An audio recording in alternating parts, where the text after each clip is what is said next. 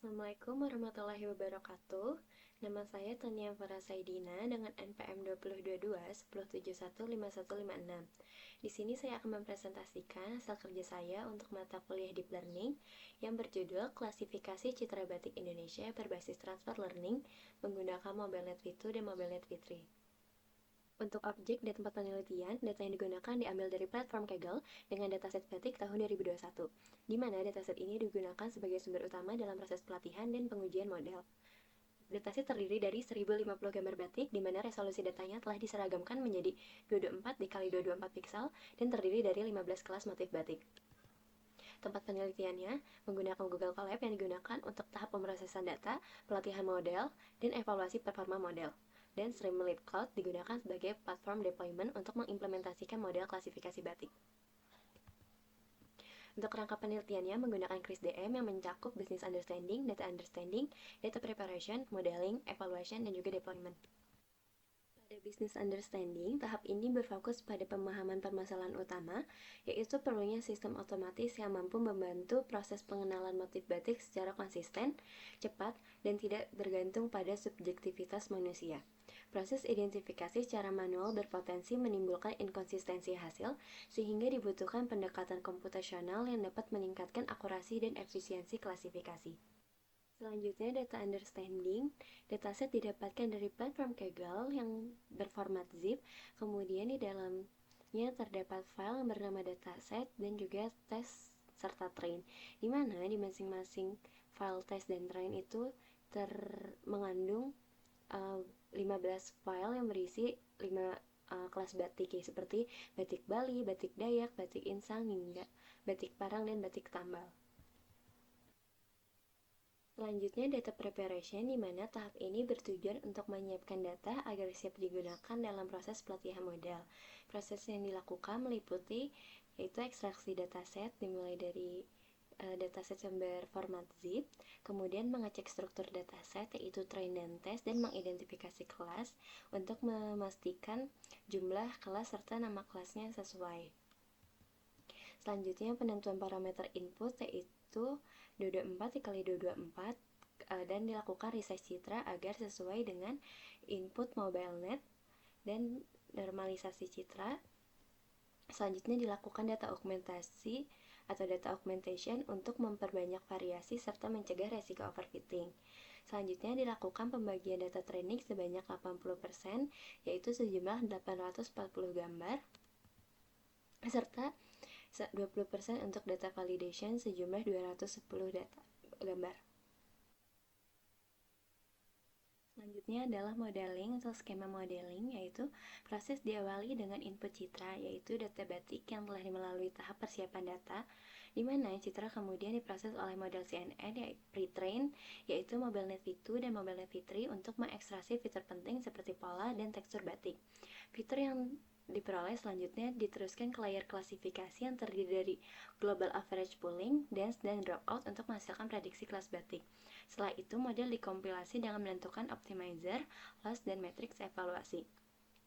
Model yang telah dikompilasi kemudian dilatih dan divalidasi menggunakan data latih dan data validasi.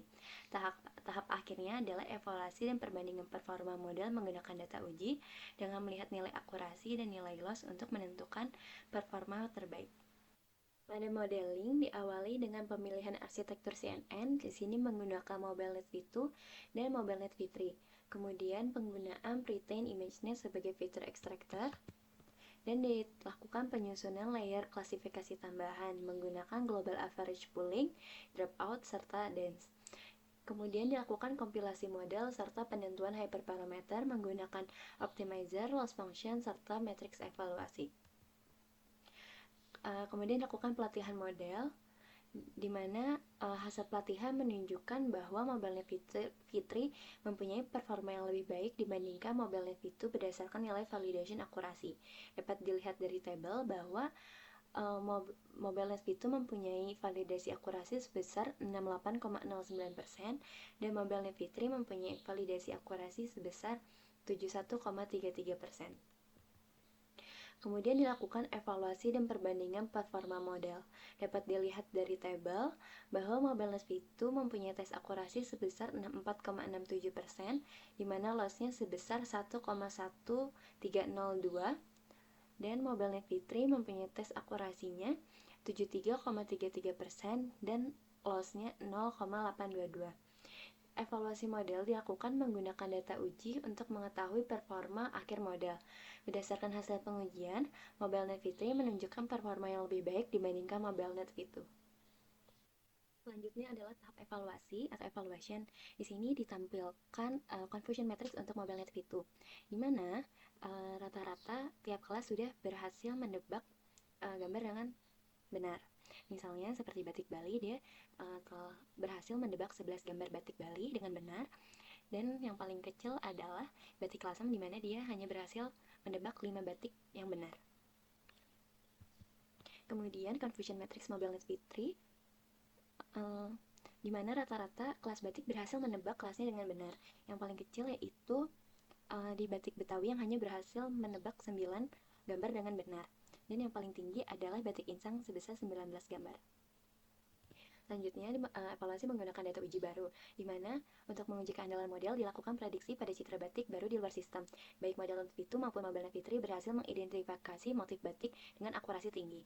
Di sini saya mencoba menggunakan batik parang, di mana Mobilenet V2 berhasil menebak itu adalah batik parang dengan confidence 98,73%, dan Mobilenet V3 juga berhasil menebak batik parang dengan confidence 99,92%. Jadi nilai confidence itu menunjukkan bahwa model tidak hanya menghafal data, tetapi benar-benar mampu mengenali karakteristik visual motif batik secara akurat. Selanjutnya adalah tahapan deployment, di mana saya menggunakan platform Streamlit Cloud. Kita bisa mulai mengupload gambarnya.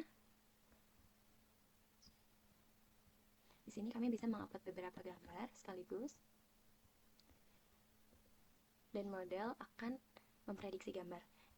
Gambar yang pertama itu motif batik parang, di mana Mobilenet itu juga memprediksi itu merupakan batik parang dengan confidence 99,21%, dan Mobilenet V3 berhasil memprediksi yaitu motif batik parang dengan confidence yang sangat tinggi yaitu 99,96%. Selanjutnya hasil prediksi yang kedua itu merupakan batik parang juga, di mana Mobilenet V2 itu menebaknya batik Betawi, makanya dia confidence-nya itu hanya 53,1%, di mana karena ini salah, dan Mobilenet V3 berhasil mendebak dengan benar yaitu batik parang dengan confidence 98,79%. Untuk gambar ketiga, di mana ini merupakan batik kaung, dan Mobilenet V2 berhasil mendebak atau memprediksi ini merupakan batik kaung, tetapi confidence-nya 76,2%, dan Mobilenet V3 berhasil juga memprediksi batik kaung dengan confidence 95,33%. Kesimpulannya yaitu berdasarkan hasil evaluasi pada data uji, kedua model Mobilenet V2 dan Mobilenet V3 mampu melakukan klasifikasi citra batik dengan tingkat akurasi yang cukup baik. Evaluasi performa model dilakukan menggunakan metrik akurasi dan loss serta didukung oleh analisis confusion matrix untuk melihat pola kesalahan klasifikasi antar kelas. Hasil perbandingan menunjukkan bahwa Mobilenet V3 memiliki performa yang lebih unggul dibandingkan Mobilenet V2, ditunjukkan oleh nilai akurasi yang lebih tinggi dan loss yang lebih rendah pada data uji. Hal ini mengindikasikan bahwa arsitektur Mobilenet V3 lebih efektif dalam mengekstraksi fitur citra batik pada dataset yang digunakan. Kemudian model klasifikasi yang dihasilkan berhasil diintegrasikan ke dalam aplikasi berbasis web melalui Streamlit Cloud, sehingga pengguna dapat melakukan prediksi motif batik secara langsung dengan mengunggah citra. Sistem ini mendukung proses identifikasi yang lebih cepat, mudah, dan dapat digunakan pada berbagai perangkat. Sarannya, untuk aspek manajerial, untuk mendukung upaya pelestarian batik, sebaiknya instansi terkait mulai menerapkan sistem klasifikasi berbasis kecerdasan buatan untuk meningkatkan efisiensi dalam dokumentasi, kurasi, dan edukasi publik. Kemudian untuk aspek program, pengembangan aplikasi dapat ditingkatkan dengan menambahkan fitur manajemen database antar muka yang lebih interaktif, serta penyajian informasi tambahan terkait filosofi setiap motif batik. Integrasi dengan perangkat mobile juga direkomendasikan agar sistem lebih mudah diakses oleh pengrajin, pengajar, maupun masyarakat umum.